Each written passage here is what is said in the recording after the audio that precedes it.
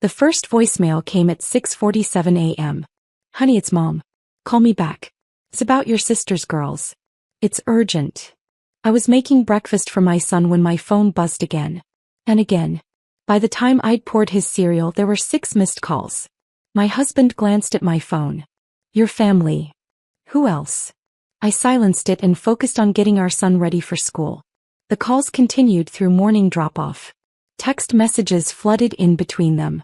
By the time I reached my office, my phone had become a constant buzz of notifications. By noon my voicemail was full, 30 messages in 6 hours.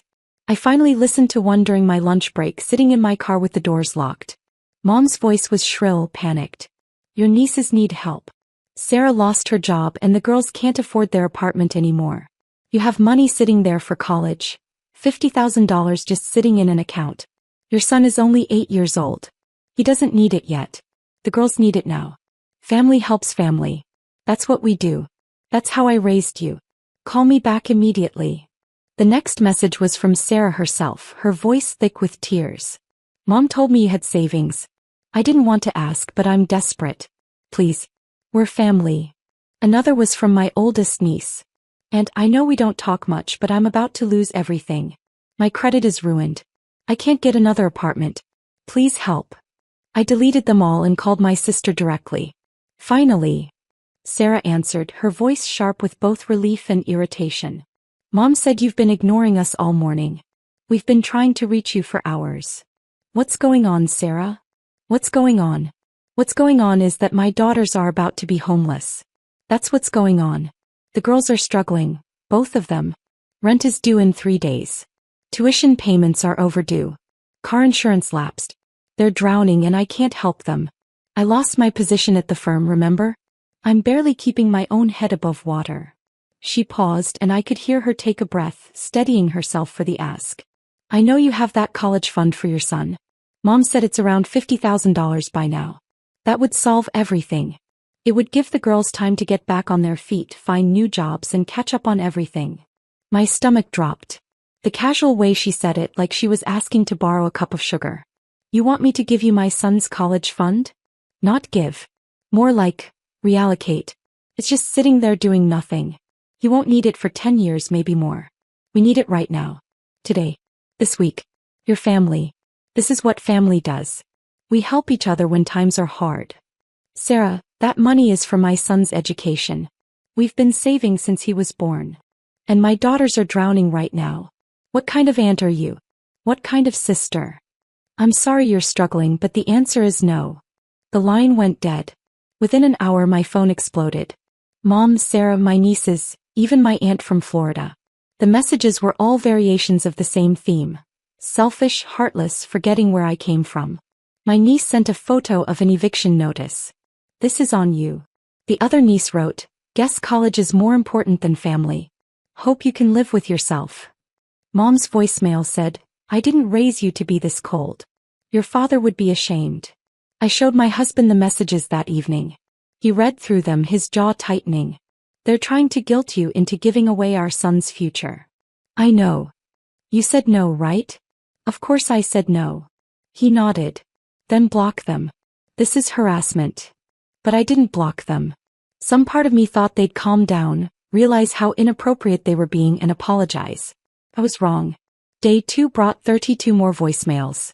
I made the mistake of listening to 5 of them over breakfast while my son watched cartoons. Mom said, it's been 24 hours and you still haven't called back. Do you know what that's doing to your sister? She's having panic attacks. The girls are terrified. And you're just sitting there with all that money doing nothing. My niece, I had to drop out of my classes today. Couldn't pay tuition. Thanks a lot, Aunt.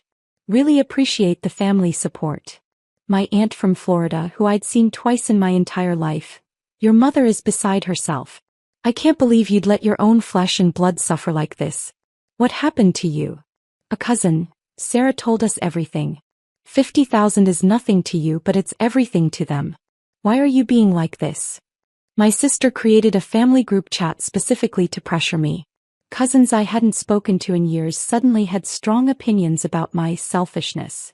People who'd never asked about my life, my son, or my struggles were now experts on my moral obligations. Sarah sent a breakdown of how she'd spend the money. $15,000 for back rent and deposits, $20,000 for tuition payments, $10,000 for car repairs and insurance, $5,000 for living expenses. She'd planned the entire budget using my son's college fund. Mom escalated. Your sister is on the verge of a breakdown. Her daughters are suffering. You have the power to fix this and you're choosing not to. What does that say about you? My aunt, family is supposed to support each other. When did you become so selfish? A cousin, wow. Wow. You'd let your nieces become homeless. I tried one more time to reason with them. I sent a message to the group chat. I understand you're struggling. But this money was saved specifically for my son's education. It's not emergency money. It's not disposable income. It's his future. I can't give it away. Sarah's response came immediately. Can't or won't. You just don't want to help us. Mom, you always were the selfish one. Even as a child. My niece, thanks for nothing, Aunt. Really showing your true colors. The attacks became personal. They brought up every childhood slight, every perceived failure, every time I'd supposedly chosen myself over family. They rewrote history to paint me as the villain of every family story. By day 4 there were 47 voicemails. I listened to 3 before my husband found me crying in our bedroom. That's it, he said. This ends now. They're my family. Family doesn't do this. This is abuse. He was right. I knew he was right. But the guilt was overwhelming. What if they really were struggling? What if I could help and I was just being selfish? My husband sat beside me. Let me ask you something. When's the last time your mom asked how you were doing? When's the last time Sarah called just to talk?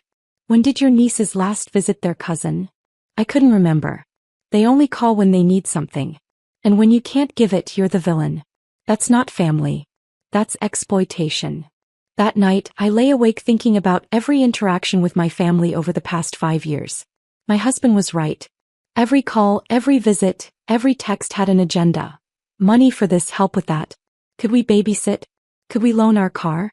Could we co-sign? And when we said no, we were selfish. Heartless. Forgetting our roots. I'd been conditioned to feel guilty for having boundaries. The next morning I made a decision. I texted the group chat one final message. Do not contact me or my family again. Any further communication will be considered harassment. Then I blocked every number. My husband and I had been discussing a move for months. His company had offered him a position in Dublin. We'd been hesitant because of family, because of roots, because leaving felt like abandonment. Now it felt like liberation. I called his office. Tell them yes. We'll take the Dublin position. We worked fast. I researched international schools while my husband coordinated with his Dublin office. Within 2 weeks we accomplished what normally takes months. We hired international movers and paid extra for expedited service. We enrolled our son in a highly rated international school that specialized in helping relocated families adjust. We began the visa process, filing paperwork and gathering documents. I contacted a property management company and listed our house as a corporate rental for executives on temporary assignment. The rent would cover the mortgage and then some. We set up mail forwarding to a private P.O. box at a commercial facility, not connected to any relative or friend. We transferred our savings to international accounts, splitting funds across 3 different banks in 2 countries for security. I closed our local accounts and opened new ones with different institutions. I removed my mother, sister, and nieces from any emergency contact lists at our son's old school, our doctors, everywhere. I called our insurance companies and updated everything to reflect our new status. Every step felt like shedding weight I didn't know I'd been carrying. I didn't tell my family. They were blocked and I intended to keep it that way. The night before our flight I changed our phone numbers. New country, new numbers, completely untraceable. We landed in Dublin on a Tuesday morning. By evening we were settling into corporate housing, jet-lagged but relieved. I didn't check my old voicemail. I didn't look at social media. I focused on helping my son adjust, on starting fresh, on building a life where boundaries were respected. 3 weeks later my husband's office forwarded a package. Inside was a letter from my mother, addressed to his work because it was the only way to reach us. The letter was 8 pages long. It started with anger. How dare we disappear? How dare we abandon family? Did we think we were too good for them now? Then came guilt.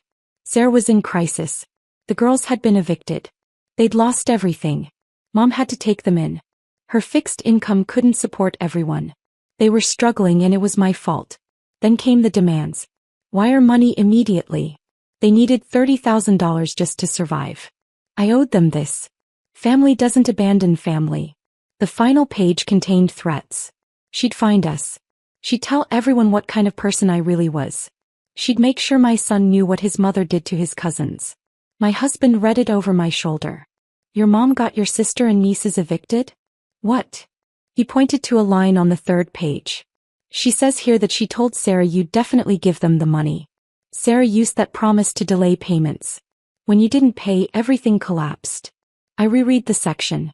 He was right. Mom had guaranteed I'd pay. She'd convinced Sarah to spend money she didn't have based on that guarantee. When I refused, their house of cards fell. And somehow this was my fault. They created their own crisis, my husband said gently. Your mom made promises with your money. Sarah spent based on those promises. You didn't cause this. They did. I threw the letter away. Over the next month, letters arrived at my husband's office weekly, each more desperate than the last, each blaming me for circumstances they'd created themselves. Mom's letters revealed more than she intended. Sarah had quit her job voluntarily, expecting to live off the money I'd supposedly give. My nieces had taken out loans for expensive apartments, certain their generous aunt would cover it. Mom had told extended family I was paying, accepting praise for raising such a giving daughter. They'd built an entire financial structure on money that wasn't theirs, from a person who'd never agreed to give it. When that structure collapsed, I became the villain for not funding their fantasy. The letters eventually stopped. I assumed they realized we weren't coming back, weren't sending money, weren't engaging. Life in Dublin was peaceful. My son thrived in his new school. My husband loved his position. I found work I enjoyed. We made friends who respected boundaries, who didn't view relationships as transactions. 6 months after we left, I received a friend request on a social media platform I rarely used. It was from a cousin who hadn't been part of the harassment. I accepted. She messaged immediately, I need to tell you what's happening back home. My stomach tightened, but I let her continue. Your mom has been telling everyone you stole from the family. She says you took money that was meant to help Sarah and disappeared. She's playing victim and people believe her. She's lying. I know. I saw the group chat messages before you left. I saw how they treated you. But she's convinced everyone else that you're the bad guy. She's even started a fundraiser, claiming she needs to raise money to replace what you took. I felt sick. I never took anything. I know. But she's rewriting history. I thought you should know. Part of me wanted to fight back, to tell the truth, to defend myself. But another part, the part that had found peace in Dublin, realized something important. Their opinion didn't matter anymore. Thanks for telling me, I messaged back. But I'm not engaging. They can say whatever they want. You're not going to correct the record? No. Anyone who knows me knows the truth. Anyone who believes her without asking my side isn't someone I need in my life. It was liberating. My family had spent years conditioning me to believe their approval mattered, that family loyalty meant sacrificing myself, that saying no made me selfish. Distance gave me clarity. They weren't family. They were people who happened to share my DNA, who'd learned they could manipulate me with guilt, who viewed me as a resource rather than a person. Real family doesn't harass you with 47 voicemails demanding money. Real family doesn't plan budgets with funds that aren't theirs. Real family doesn't threaten, guilt, and manipulate. A year after we moved, my son asked about my family back home. Don't we have grandparents? Aunts? Cousins? I chose my words carefully. We have people who are related to us. But family is more than DNA. Family is people who love and respect you. Sometimes those are relatives. Sometimes they're not. So we don't talk to them because they don't respect us? Exactly. He thought about this. That makes sense. I like our family better now anyway. So did I. Our life in Dublin wasn't perfect, but it was ours. We built it on honesty, boundaries, and mutual respect.